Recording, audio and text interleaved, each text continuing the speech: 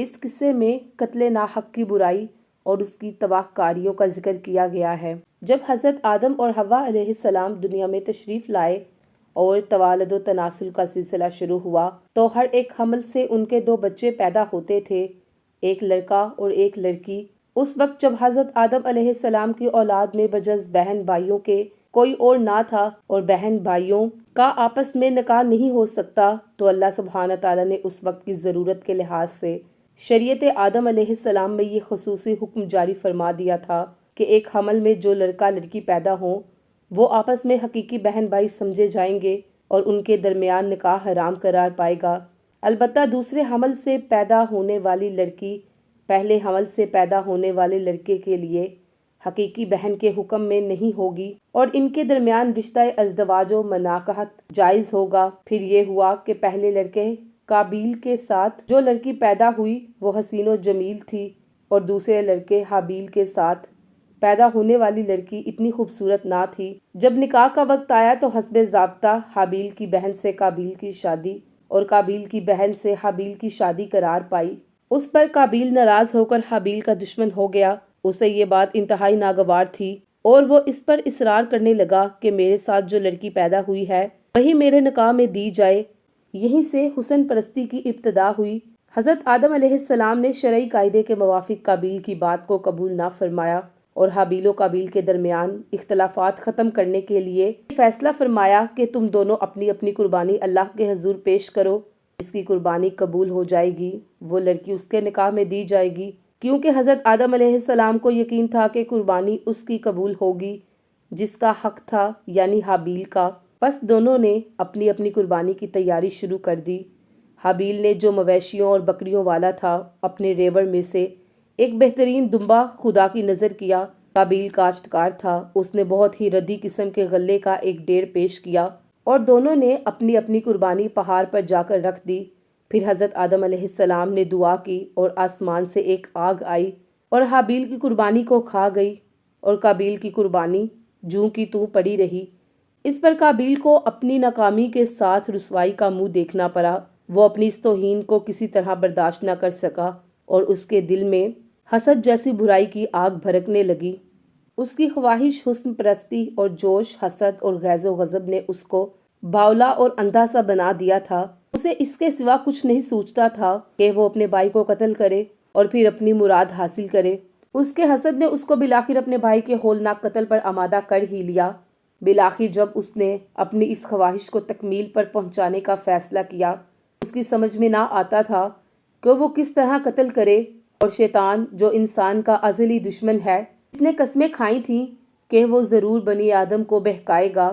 اس نے اس معاملے میں قابیل کی مدد کی اور وہ بھیس بدل کر قابیل کے سامنے آیا اور ایک پرندے کو پکڑ کر پرندے کا سر پتھر پر رکھا اور اوپر سے دوسرا پتھر مار دیا۔ اس طرح قابیل کو قتل کرنے کا طریقہ سکھایا۔ اب قابیل اس موقع کی تلاش میں تھا کہ وہ کسی طرح حابیل کو پائے اور اسے قتل کر دے۔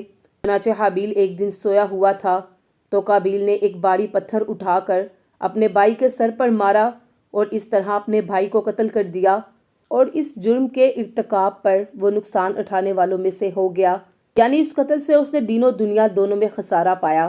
دنیا کا نقصان یہ ہوا کہ والدین اس سے ناراض ہوئے اور بھائی جیسا ساتھی اور مددگار کھو دیا، اور قیامت تک کے لیے بدنام اور رسوا ہو گیا، اور آخرت کا خسارہ یہ ہوا کہ اس کا ظلم و تعدی اور قطع رحمی کی وجہ سے اللہ تعالیٰ اس سے ناراض ہو گئے، اور قطع رحمی کا بانی ہونے کی وجہ سے ہمیشہ کی سزا کا مستحق ٹھہرا۔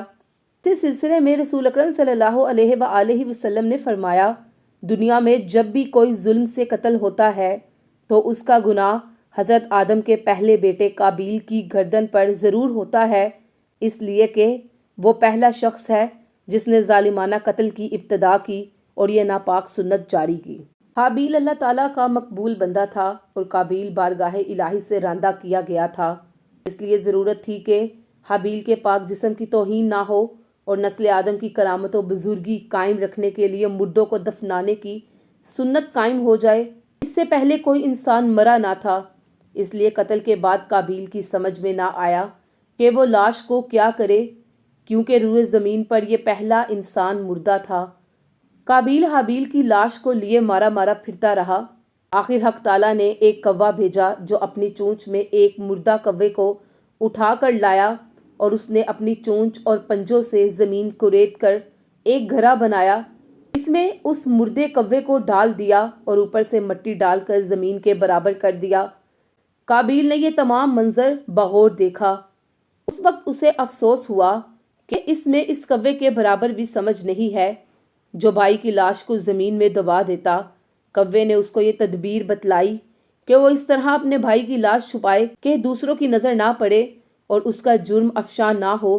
کوے کے اس سیانے پن کو دیکھ کر قابیل نے اپنا سر پیٹ لیا کہ ہائے میری کمبختی، میں کوے سے بھی گیا گزرا ثابت ہوا۔ مجھے اتنی تدبیر بھی نہیں سوجی کہ میں اس طرح سے اپنے بھائی کی لاش کو ڈھانپ دیتا۔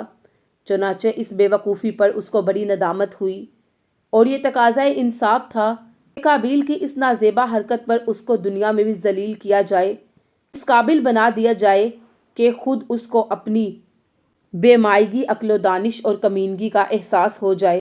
اس لیے نہ تو اس کو الہام بخشا گیا، نہ ہی اس حرکت کو چھپانے کے لیے عقل کی روشنی عطا کی گئی، بلکہ ایک ایسے حیوان کو اس کا رہنما بنایا گیا جو عیاری اور مکاری میں طاق اور ندائیت طبع میں ضرب المثل ہے۔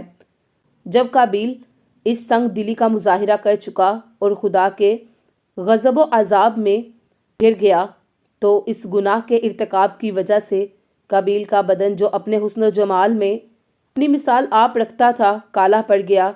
اس ناحق خون ریزی کی وجہ سے کائنات کی ہر چیز متاثر ہوئی، درخت خاردار ہو گئے، کھانے سڑنے لگے، پھلوں میں ترشی پیدا ہو گئی، پانی شور ہو گیا اور زمین غبار آلود ہو گئی۔ حضرت آدم علیہ السلام کو جب اس واقعے کا علم ہوا تو وہ 100 سال تک نہ ہنسے۔